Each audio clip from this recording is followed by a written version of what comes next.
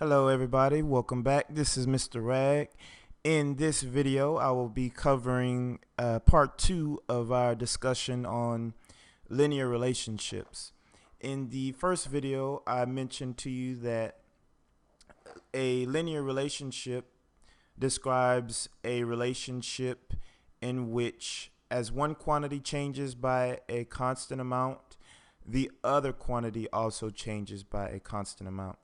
And I showed you this example here, and we could see that for each ticket, our total cost is increasing by 5. Okay, so for each ticket, the total cost increases by $5. So it's $5 per ticket, and then plus the $2 convenience fee. So basically, as this quantity changes by 1, the total cost will change by $5. So constant rate of change.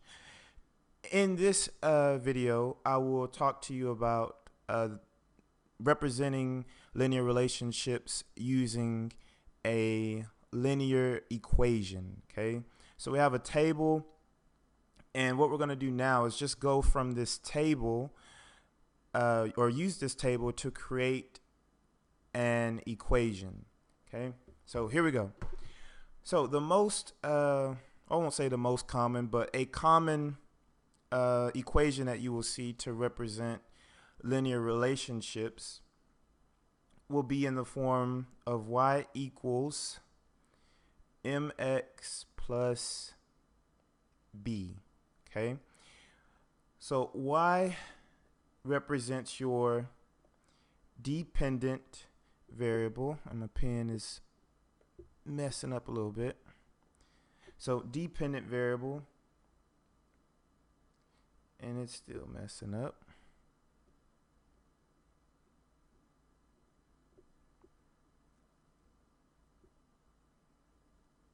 All right, dependent variable. Your x is going to represent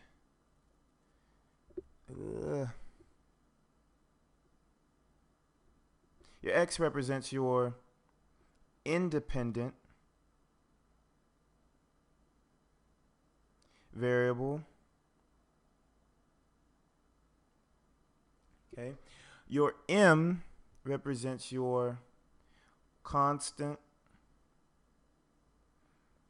rate of change, and a lot of times you're and once you get into higher levels of math, they'll call that the slope. So constant rate of change, it represents your slope, and your b will represent your y intercept. Okay, so your y intercept, and it's basically the value of y when x is 0. Okay, and this will make more sense when I show you the graph in our next video. Okay, so first I'm going to start with the independent and dependent variables. Okay, a lot of students get confused with these terms, and but these terms are very, very important when you are trying to analyze different relationships. These two variables will change, okay? Hence the word variable, okay? It means to vary or to change. Your dependent variable is going to change depending on the independent variable. So in this situation, our total cost would be the dependent variable. Okay, the total cost depends on the number of tickets you buy. If you buy more tickets, the cost will be more. If you buy less tickets, the cost will be less. So your cost depends on the number of tickets. Okay, so that's how I normally identify which one is which quantity is the x and which quantity is your y value. Okay. Now, your M represents the constant rate of change. Okay. So if I take the change in X values and I take my change in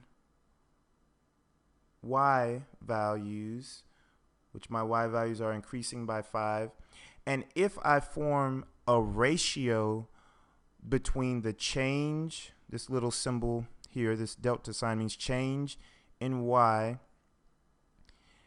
and the change in X, if I form a ratio between the change in Y and the change in X, so the change in Y is +5, the change in X is 1, so 5 divided by 1 is 5, so this is $5 per ticket. This will represent my M, my constant rate of change. Is $5 per one ticket. Okay, represents my slope or my constant rate of change. Okay. Now, this B represents my y-intercept. Okay, it's the value of y when x is 0. Okay, the value of y when x is 0. So what I'm going to do is I'm just going to erase my x and y here. I'm going to rewrite them over here, x and y. And since this b represents the value of y when x is 0, if I have not bought any tickets yet, I still would have to pay the $2 convenience fee. Okay, the $2 convenience fee. So for this example, B would be represented by the number 2 because we still have to pay this $2 convenience fee. Okay, regardless of how many tickets we purchase. Okay, and you can also see that as I increase by 1 with the number of tickets, I'm still increasing by $5. So I could still see that one ticket costs $5 and not $7. Okay, so let's go ahead and write this example as an equation. Excuse me. So we're going to have y equals, so the total cost is equal to $5 per ticket. Okay, so if I buy one ticket, it's 5 times 1. If I buy 2 tickets, that's $5 times 2 tickets. Okay, plus the $2 convenience fee. Okay, so this equation is going to help me determine, my total cost depending on how many tickets I buy.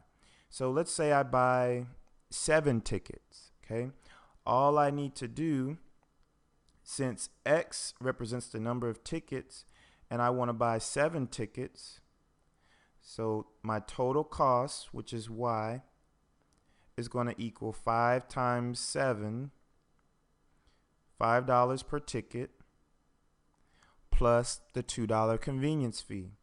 So $5 a ticket. I have 7 tickets, so that's 5 times 7. That's $35 plus my $2 convenience fee. Okay, and now I can see that if I purchase 7 tickets, I'm going to end up paying $37 in total for those tickets. Okay, so my total cost would be $37. So the equation is just a useful way to plug in any value for X to determine the value of Y, to determine your total cost. Okay, and there you go. I think I will stop there and I'll pick back up in my next video. Thanks for watching.